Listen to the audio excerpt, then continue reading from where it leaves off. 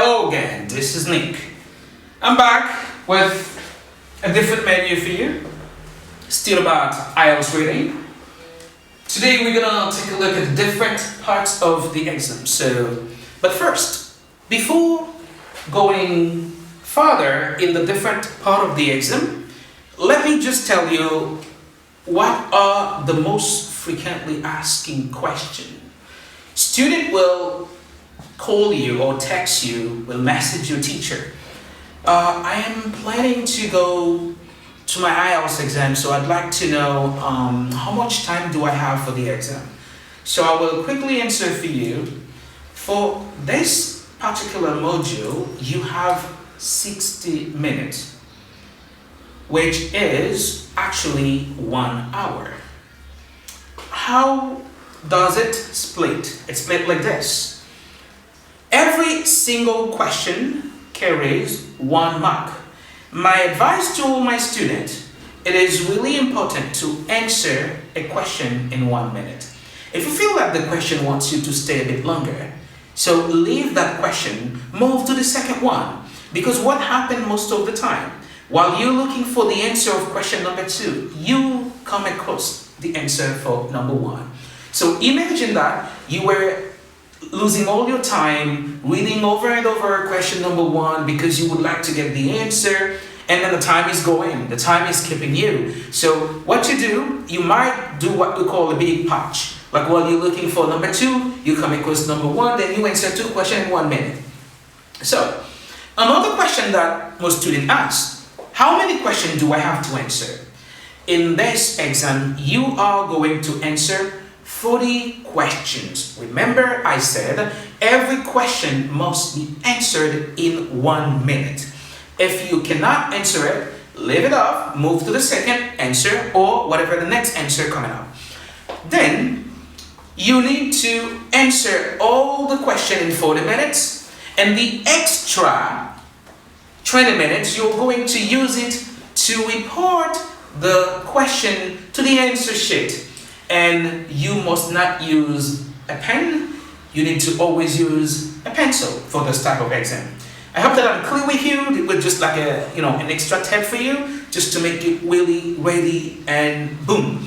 All right, so the first part of the exam, in the academic exam or in the general IELTS exam, reading exam, you're still going to deal with those parts. So the first one, no more than 2 words. Actually, they are not in perfect order.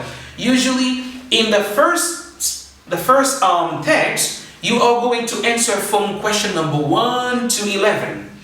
So sometimes they start the exam with true or false, and in from those questions from number 1 to 11, you are going to answer yes or no, true or false, and not given. So in the next part, you are going to deal with no more than 2 words or 3 words or 4 words. But now what happens when you have this, no more than 2 words? What does it basically mean? You are going to summarize the question according to the text, and you are going to use 2 keywords maximum to answer the question.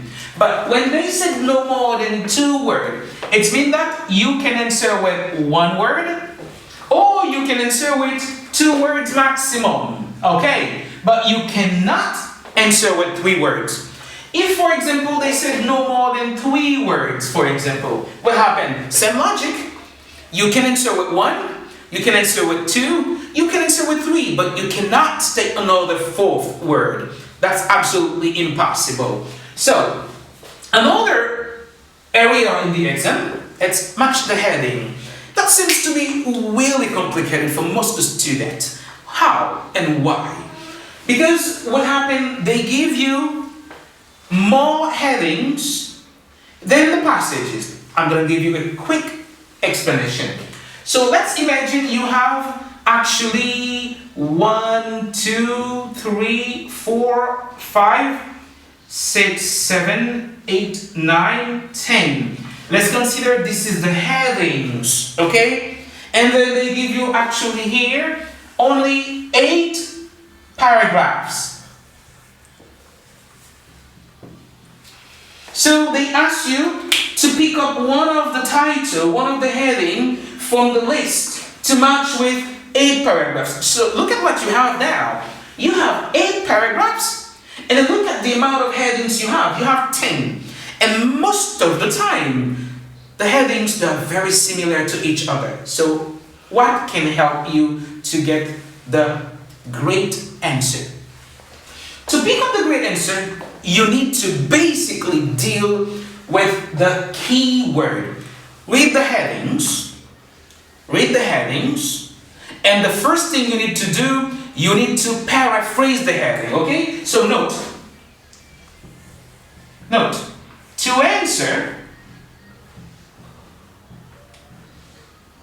To answer,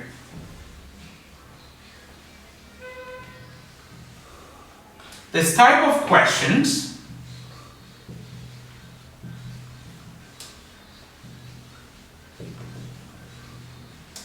the best way possible, first thing you need to paraphrase the heading. Okay? And number 2, after paraphrasing, you need to look at the grammar tense. Take a deep look at the grammar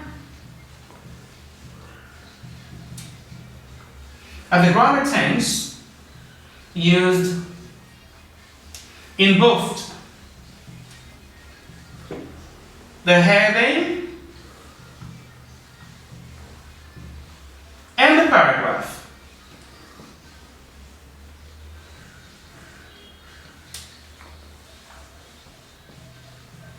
Okay? And the last one, what is it?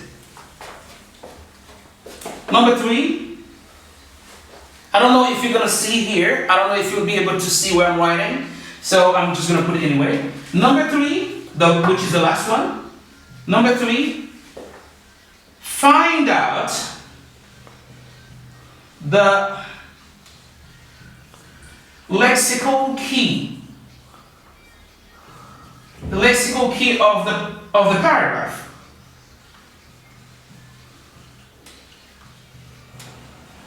So what do I mean by the lexical key of the paragraph? When you're reading the paragraph, there is one part of that paragraph that seems to be unchangeable. You can't change it. This is where all the meaning of that paragraph stays. Now, take that headings to any paragraph that you have in your list to find out which one that really match. Now, you're probably going to tell me today, I am absolutely opposite to Teacher Nixon. Why? Because Nixon is one of the teachers who usually I'm preaching my student, you know what?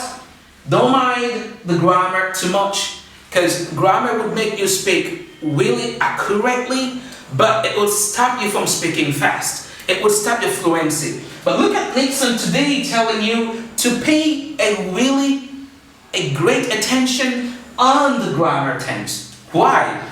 Because today we are not talking about speaking. We are just talking about an academic exam. So when something comes to that base, academic, it's something that you have to control every single corners in that particular exam. So once you are able to do these 3, well, you will definitely grab the best answer. And that's what most of my students do, because whenever you follow that training with Nick or Junior, certainly you can say, well, you know what, I'm just going to go to the exam and I get like 8.5. So how can you get 8.5 from that reading?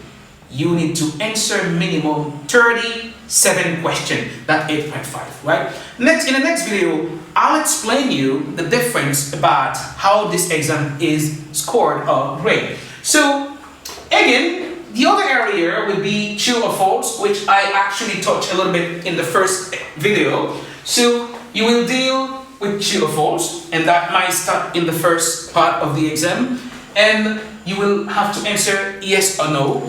And then later on, they will give you another passage, they will give you paragraph, and they will ask you to read the paragraph and to decide on your own a title for that paragraph. Well, I hope that this video was really helpful for you. I hope that you enjoyed this video. So remember, always the same thing. At the end of the video, give a like, share the video, subscribe if you are not part of the channel yet, and then leave a comment below. Remember, the next video would be much more better.